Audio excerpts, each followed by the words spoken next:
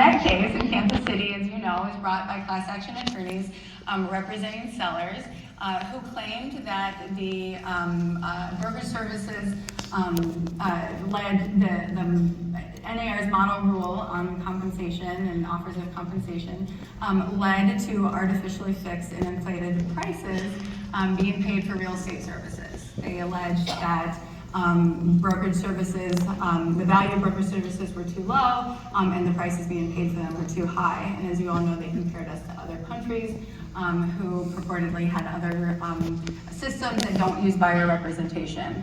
The case was against NAR and 4 corporate defendants, from the outset. It was Berkshire Hathaway Home Services, Remax, Realogy, and Keller Williams. When we made it to trial a few weeks ago, there were 2 corporate defendants who tried that with us, and that was Berkshire Hathaway Home Services and Keller Williams. They had their own counsel and presented their own case and their own witnesses.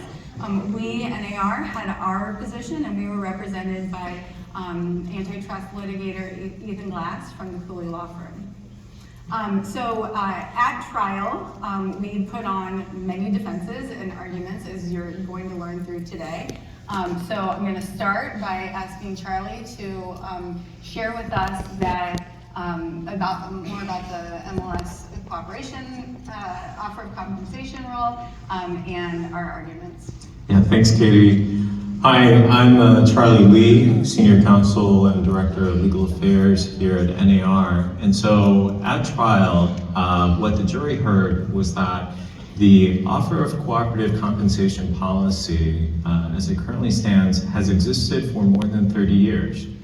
And it reflects a pre-existing, long-standing practice that has occurred in the marketplace to the benefit of consumers. The reason for this policy is to ensure that important information about the listing is available for brokers and consumers. And if you wonder what the purpose of the policy is, well, all you have to do is to read the policy.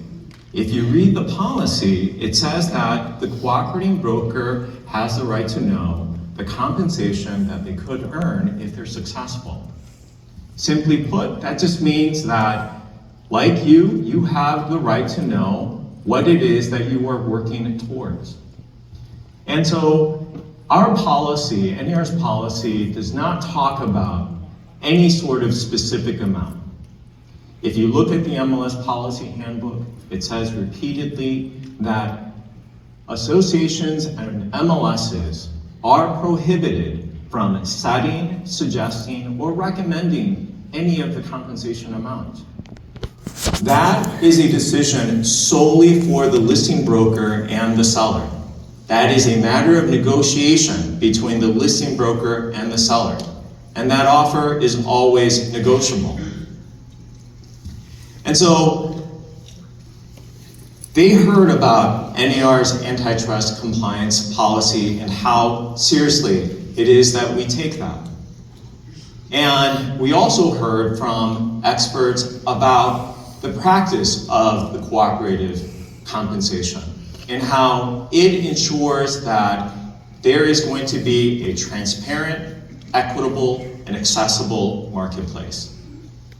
That means that for sellers, they're able to attract the largest pool of qualified buyers. That means, and it ensures that they're going to get the best chance of receiving the best offer. And then for buyers, that means that they'll have more choices in the homes that they're interested in and that they could select from. And that as they go through the most significant, expensive, and complex transaction of their lifetime, they benefit from having a loyal professional advocate by their side. And so what that means is that without the offer of compensation practice, then that means that consumers will be harmed. In particular, home buyers who are first-time home buyers and low-income home buyers would be forced to have to pay for these expenses out of pocket. They would have to take away from their home affordability and have to pay for these expensive to have that professional, loyal advocate, which we know that they're not able to afford. Just recently, we celebrated Veterans Day. And for all the veterans in this room, I just want to say thank you so much for your service and for your sacrifice.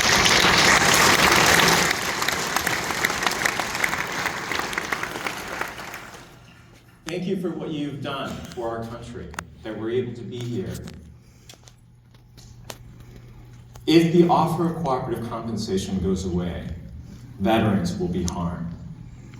Because the terms of the VA loan say that they cannot pay for the services of a professional buyer representative themselves. That means that as they navigate through the most complex, significant transaction, that they would have to forego the benefits of having that professional, loyal advocate. In terms of NAR rules more broadly, the jury also heard about how NAR does not own an MLS. That means that NAR does not enforce the MLS rules. Also, the MLS policies, they only apply to the brokers and agents who belong to the MLS, who have joined the MLS because of the value that they provide and the position it puts them in being able to serve consumers. Also, because the MLS policies don't apply to sellers, that means sellers are not required to do anything. So Katie, that's what the jury heard about the cooperative compensation policy. I'm now going to turn it back over to you. Yeah, thank you. So as Charlie just said, the jury heard witness testimony and other evidence that explained what the rule is, what the purpose of the rule is, why it exists, and the benefits that it leads to in transacting real estate, and the harm it can lead to if it goes away. That was all very clearly presented to the jury. And then we had to address the question that the jury must have been thinking, well, why does NAR have the rule? So we had to share with them a little bit about what NAR is and what we do. And our witnesses testified that over 100 years ago, there was a need, and demonstrated need for a higher level of ethical practice in real estate. That is why NAR came to be, to raise the level of professionalism and ethics in real estate. And trade associations generally are allowed by law to exist, certainly, and their mission and charge is to improve the industry in which their members serve. The trade associations, by their very nature, consist of competitors who work together to improve the industry for the consumers that benefit from the industry.